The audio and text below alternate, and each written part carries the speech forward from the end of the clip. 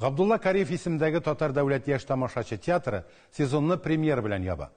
Йосыф спектакле Идел буе Болгар дәүләтендә ислам дине кабул ителүгә 1100 ел тулуга багышланган. Режиссер Россиянең атказанган артисты, Татарстанның атказанган сәнгать эшлеклесе Ринат Аюпов. Спектакльнең нигезендә болгар чоры шагыйре Кулгалинең 13-нче йөздә иҗат ителгән поэмасы. Йосыф, аның әтисе, абыйлары турында легенда музыкаль пластик куелышта тәкъдим ителгән. Тулырак киләсе сюжетны карыйк. Болгар шагыйре Кулгалинең 13-нче гасырда ук иҗат ителгән Кыйссаи Йосыф поэмасы дөнья классик әдәбиятының танылган әсәре. Ул кулдан кулга йөртелеп укылган, аның нигезендә күп кенә спектакльләр куелган. Һәм менә Кариев театрында да премьера.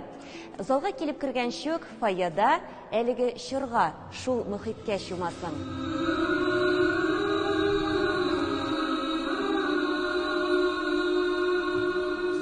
Элек-электән һәр татар гаиләсендә диярлек Коръән белән бергә Йосыф китабы булган һәм аны кадерләп саклаганнар.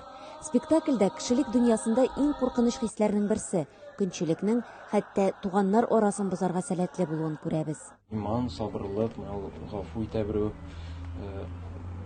иң беренче планда шулар торды. Ну, күпмедер дәрәҗәдә бераз характерность дигән нәрсә бераз кәнмендер үземчә кертергә тырыштым инде барбыр. Аның кайбер фикерләрен мин әле дә аңлап бетерә алмыйм дип әйтәм. Ул дәрәҗәдә үк ничек шулай агаларың саткач, кыйнагач ничек гафу итеп була ул әйберне менә күз алдына китергән алса авыррак булды. Институтны бетергәннән соң иҗат юлым менә шушы Йосыф спектаклендә Йосыф образы белән башланып киткән Иншалла театрында.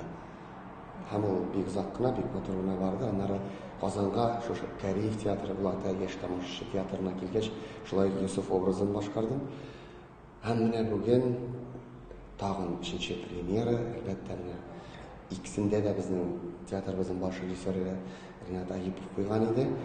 Бу яңа 3нче куелышны да ул куя. Мин һәм шатланам, менә безнең төпчегебез әлеге спектакльдә катнаша.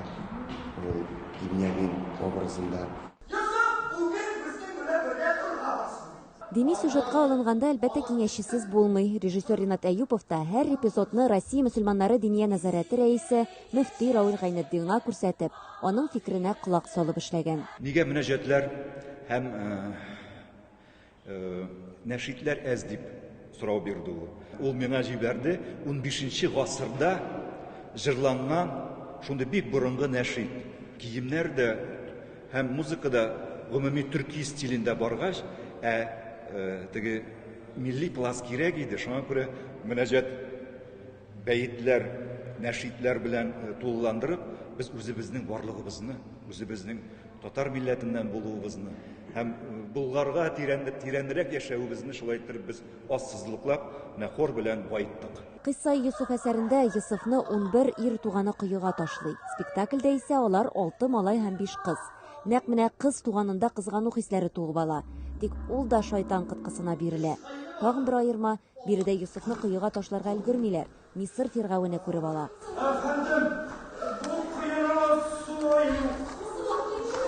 Әлеге премьерага яңа көйләр, яңа хореография булдыралар. Көтелмәгән электрон музыка да килеп керә. Аңа милли уен кораллары да кушылып китә. Спектакльгә көйне яшь композитор Йосыф Бикшәнтәев иҗат иткән. Балетмейстер Марат Казыханов. Спектакль куелганчы ук беренче айда бары пластика белән шөгыльләнгәннәр. Ул биредә зур урын алып тора. Аеруча якын, үзебездә менә бәлки дингә тартылганга, тырышканга күрәме, бәлки элек-электән килгән ниндидер кешелек сыйфатлары турында булгангамы. Монда инде бу спектакльдә явызлык турында да